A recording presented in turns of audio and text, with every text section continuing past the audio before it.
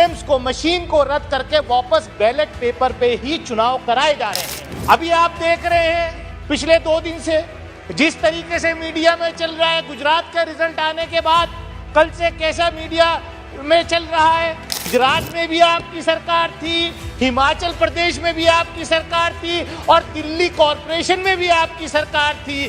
2 जगह आप हारे, 1 जगह आप जीते, लेकिन नैरेटिव ऐसा आप बना रहे हैं कि देश में विपक्ष बचा ही नहीं है।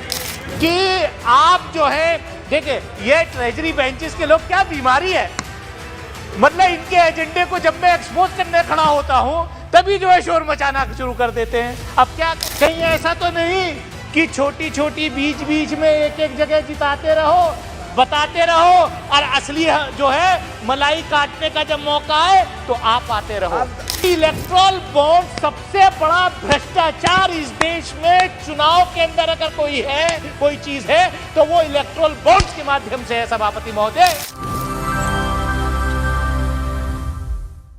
जहां पर ज्यादा डिजिटाइजेशन है, हमसे ज्यादा आगे हैं, विकसित देश हैं, उन सब ने ईवीएम्स को, मशीन को रद्द करके वापस बैलेट पेपर पे ही चुनाव कराए जा रहे हैं।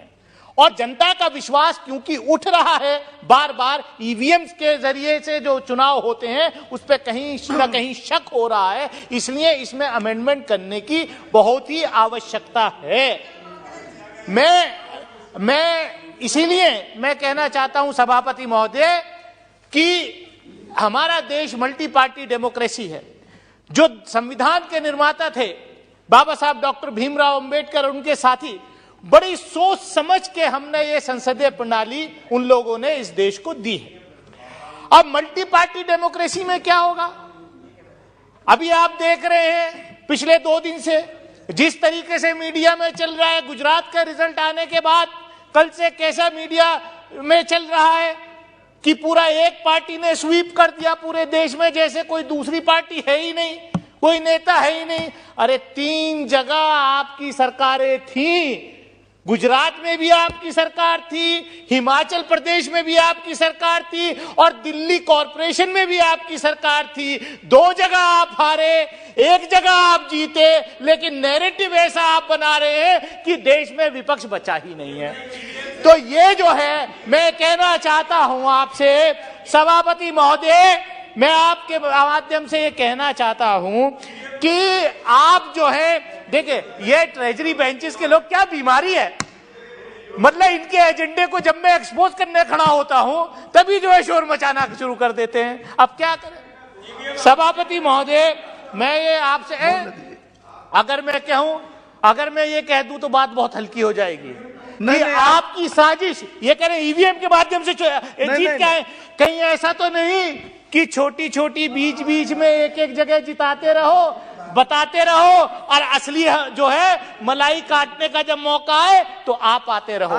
तो इसलिए मैं कहना चाहता हूं सभापति महोदय, अब क्या अपने विषय पर मैं आप कंट्रोल करिए, चेयर की तरफ ध्यान दीजिए। मैं तो चेयर को एड्रेस कर रहा हूं, मैं तो लगातार चेयर को एड्रेस कर रहा हूं, लेकिन ये क्या है, ये सभापति महोदय, मैं आपसे आपके माध्यम से यही कहना चाहता हूं कि देखिए जो चुनाव सुधार का कार्यक्रम वो होना चाहिए। अब क्या हमने देखा, इलेक्ट्रल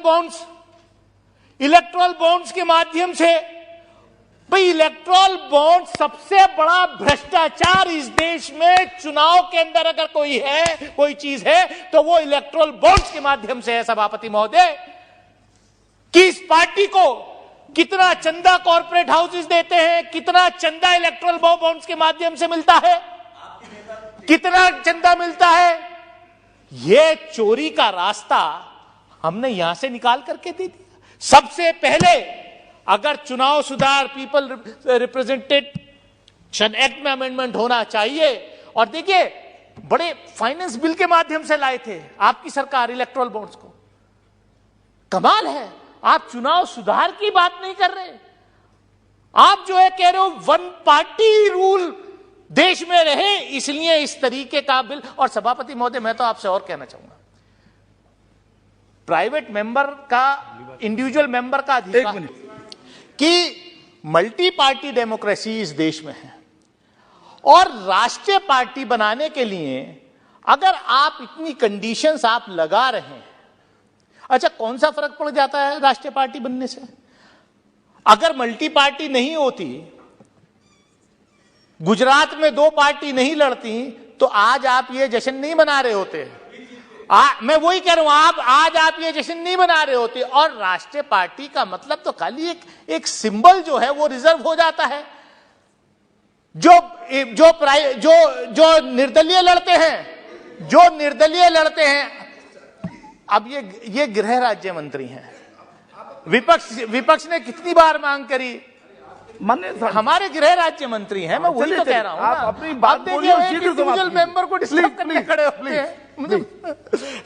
सभापति महोदय, मैं आपके माध्यम से मेरा कहने का मतलब यही है कि चुनाव के अंदर चुनाव सुधार होना चाहिए, जो पीपल्स रिप्रेजेंटेशन एक्ट है।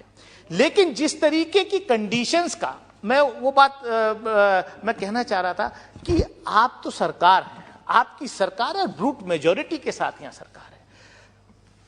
डेफिनेटली इंडिविजुअल मेंबर्स का अधिकार होता है, लेकिन मैं ये देख रहा हूं तो सरकार बिल ला सकती है, आप नैरेटिव सेट कर रहे हैं। आज एक बहुत अच्छी बात आज एक सदन में यह भी हुई कि एक और बिल आया, private member bill, population control करने के लिए। और मुझे खुशी इस बात की है कि मेरे ऐसे साथी ने इंट्रोड्यूस किया जिसके खुद 4 बच्चे और वो कह रहा नहीं 1 से ज्यादा नहीं होना चाहिए, और रूलिंग पार्टी का है, बीजेपी का है। मैं लंबी बात नहीं करूंगा, मैं लंबी बात नहीं करना चाह रहा।